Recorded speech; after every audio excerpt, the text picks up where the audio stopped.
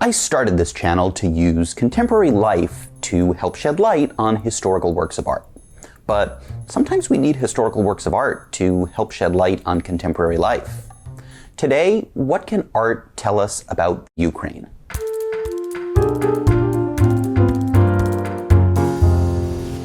I'm not proud to say that up until a few weeks ago, pretty much all I knew about Ukraine is that it's a strategic territory in the board game Risk. And this is actually extra embarrassing because my grandmother's family came to the US from Ukraine in the early 20th century. And so with the news of Russia's invasion, I decided I wanted to learn more about the culture that President Zelensky and the Ukrainian army are fighting so hard to protect. And naturally, I turned to art. First thing I learned is that there are actually a bunch of artists that I'd heard of, but I didn't know were Ukrainian. People like Sonia Delaney and Kazimir Malevich. But then I came across an artist named Taras Shevchenko. Now, Shevchenko is an iconic figure in Ukraine. He's kind of like what Jose Marti is to Cuba.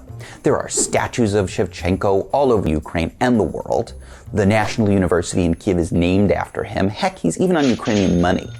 And it turns out that not only is Shevchenko considered the father of Ukrainian painting, but he's also the national poet. And his art and writing laid the groundwork for much of modern Ukrainian cultural identity. And so today, we're going to take a look at Ukraine through the lens of one of its most important cultural figures. We're going to start with a brief overview of Ukrainian history, and then we're going to look at the way Shevchenko's drawings and paintings shape that history into a kind of national cultural patrimony that's still felt in Ukraine to this day.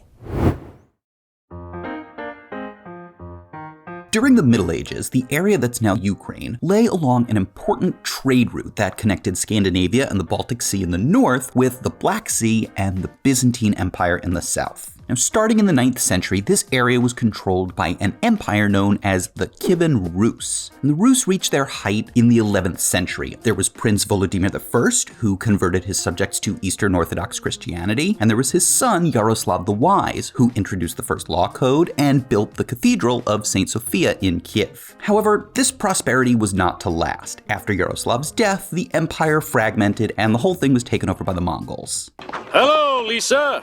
I'm Genghis Khan. Now, the Mongols had sort of a hands-off approach, which allowed other states to consolidate power in the region, and for our purposes, there were three major players. First is the Polish-Lithuanian Commonwealth. They were a Western-oriented union of the Kingdom of Poland and the Grand Duchy of Lithuania, and they controlled most of what is now northern and western Ukraine. To the northeast of Ukraine, there were the Grand Princes of Moscow, who eventually started calling themselves Tsars, laying the foundations for the Russian Empire. And we'll, get back to them. And finally, in the south, there were the Cossacks. Now, the Cossacks were a group of people who migrated to the steppe lands in the southern part of Ukraine in the 15th century. Now, the steppes were sort of this wild country and were mostly uninhabited. The other important thing about the steppe is that it was beyond the control of the Polish aristocrats, so many peasants fled there to escape serfdom, which was a kind of indentured servitude. So over the next 200 years, the Cossacks would develop into their own independent society in the southern steppe, and they were known for their military prowess and for having a particular democratic form of self-governance.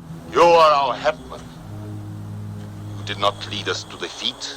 Now, the Poles essentially considered the Cossacks outlaws, which led to a series of revolts that culminated in 1648 with the Khmelnytsky Uprising, led by the Cossack leader or hetman Bogdan Khmelnytsky. Khmelnytsky marched north from the Cossack stronghold in Zaporozhye, routing the Polish army, and eventually arriving in Kiev, where he was hailed as a liberator. In 1649, Khmelnytsky established an autonomous Cossack state known as the Hetmanate. However, Khmelnytsky was still looking to form military alliances, and that led to the fateful 1654 Treaty of Pereyaslav, in which the Hetmanate essentially placed itself under the protection of the Russian Tsars in exchange for a guarantee that the Cossack state would retain its traditional form of self-government. And I'm sure you know where this is going. Over the next 100 years, the Russians slowly began to assert more and more control over the internal affairs of the Hetmanate. Finally, in the second half of the 18th century, with the move toward cultural unification under Catherine the Great, the office of the Hetman was officially abolished and the former Cossack state was fully integrated into the Russian Empire. However, despite Russia's best efforts, the memory of the Cossacks was not gone. And in fact, it was to play a key role during the next century when a group of writers and thinkers began to conceive of a new national identity for something called Ukraine.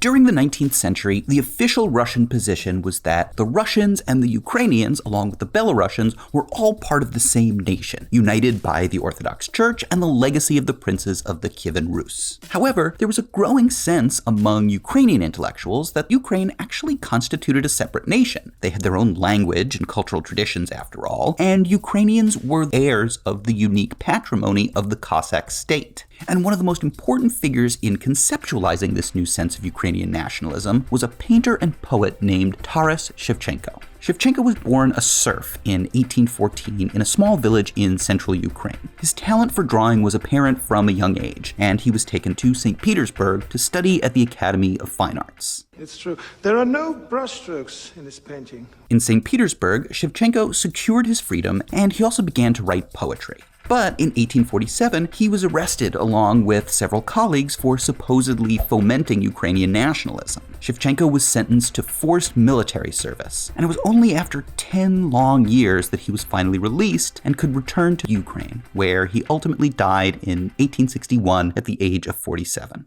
Looking at Shevchenko's works, three major themes emerge. And the first is the legacy of Russian oppression of Ukraine. So, for example, a series of sepia drawings from 1856, which is loosely based on the story of the prodigal son, shows a figure suffering all sorts of punishments at the hands of Russian soldiers. And Shevchenko actually said in his diary that this figure is supposed to represent the Ukrainian middle class. In the most famous image from this series, this prodigal son sits in the center of the composition, bound and gagged. And Shevchenko draws special attention to that gag. I mean, it's right in the geographical center of the composition, and it's close to the vanishing point, so the orthogonals point directly at it. I mean, Shevchenko really wants us to notice this detail. And this is likely a reference to the limits on Ukrainians' freedom of expression at the time. After all, Shevchenko was arrested for having written pro-nationalist poetry, and right around that time, the Russian government was actively working to suppress Ukrainian language publications. In another work, Shevchenko depicts Katerina, the title character of one of his most popular poems. Now, the poem tells the story of a young Ukrainian woman who is seduced by a Russian soldier who gets her pregnant and then abandons her. Now, the plot as a whole is a pretty clear cipher for Russia's mistreatment of the Ukraine, and Shevchenko plays this up in the painting. I mean, Katerina is monumentalized, bathed in this glowing light, which transforms her into a kind of saintly figure. I mean, I don't think it's a coincidence that the two twigs leaning up against a trunk right in back of the figure of Katerina form the shape of a cross. Now, Katerina also exemplifies the second major element of Shevchenko's works, an emphasis on the life of a traditional Ukrainian village.